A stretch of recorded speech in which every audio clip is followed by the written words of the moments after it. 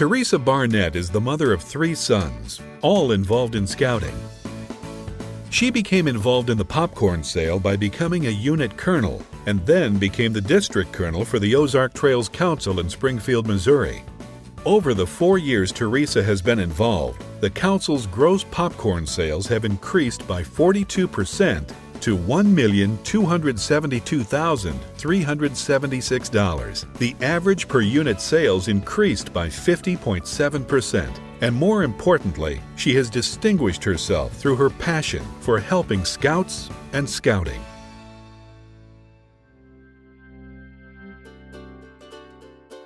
I try to let the parents understand that goal setting is a skill. It's not an automatic thing, and it's something that has to be taught. It's important to understand that we are setting the foundation of that now, and if we don't want our kids growing up sitting on our couches eating pizza, playing video games all the time, we have to teach them how to set goals. The successful people in life have learned how to set goals. It's all about taking it and turning it into a business approach. So goal setting goes along with that, but it's not the only thing. There's communication and there's speech and there's listening skills. You know, all of these are skills and not just automatic. What the children get out of selling popcorn and setting goals is a feeling of achievement and a feeling of success. What we have the ability to do in popcorn is to actually give them a real feeling of success and what that feels like and what that looks like.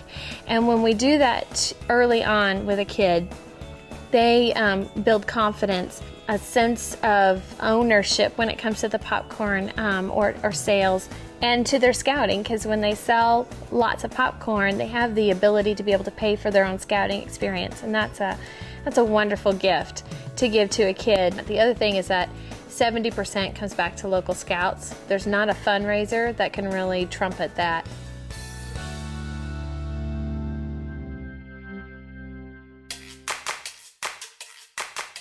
One of the things that we began doing in our own home with our own sales is that I told the boys that for every 20 no's, we would go to the store and get a dollar toy, whatever it was, one of those dollar value stores or whatever. And so we did that in the very beginning. And so what happened was that turned the no into a very positive thing. I'll never forget one man said no and slammed the door in the boy's face. And my boys turned around on that porch with big old smiles and they were like, yes! What's amazing is now that they're Boy Scouts and they're selling popcorn, they don't need a trinket for every 20 no's. They know it's going to come. And so when someone says, no, I don't want it, or I don't buy popcorn, I can't eat popcorn, whatever the excuse is, or they just say no in a very rude manner, the boys tend to say, thank you very much, have a nice day, with a pleasant smile and a wonderful demeanor, and they go right on to the next person. I was selling popcorn at a gas station with my son, Joseph. This gentleman pulled in, and he pumped some gas, and then he was walking into the store, and Joseph said, hi, would you like to buy some Boy Scout popcorn? The man very brusquely said no, and he said, by the way, I like your dog, because there was a cute little chihuahua in the car.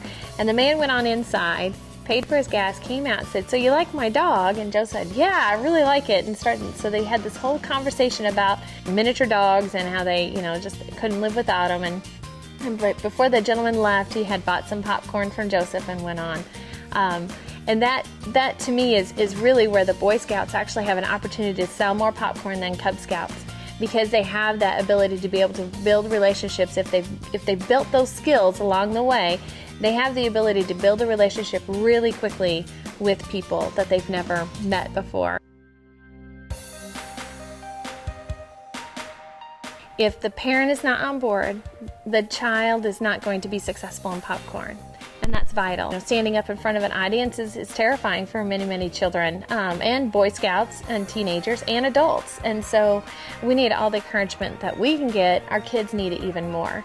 So that's where parents have got to be engaged. Help them to dream. What can they do with that gift card if that's the prize, or maybe it's an actual toy or something like that. Whatever it is, help them to dream. The second thing that I would advise parents to do is to be purposefully engaged in the popcorn season and encourage their kids the whole thing. All of us are tired after a day of work. All of us are worn out. During popcorn time, for our kids to be successful and to feel that success, we have to sacrifice ourselves and put them before us. Probably the final thing would be that coaching. Your kid is not going to get on the bicycle and ride the first time. They're going to fall off. And they don't need you jumping in there, taking over, and embarrassing them. What they need is for you to let them kind of flounder, figure it out, then pull them back over to the side after that person's gone and say, how did that go? What do you think would go better? Maybe next time try this if this is what they say. And for a parent to actually be, instead of playing on their cell phone, to be taking notes on maybe what they can practice later on when they get home, what they can work on. That way that kid can actually get on the bicycle and ride down the hill with confidence and not fall off. Your typical popcorn time takes place over four weeks.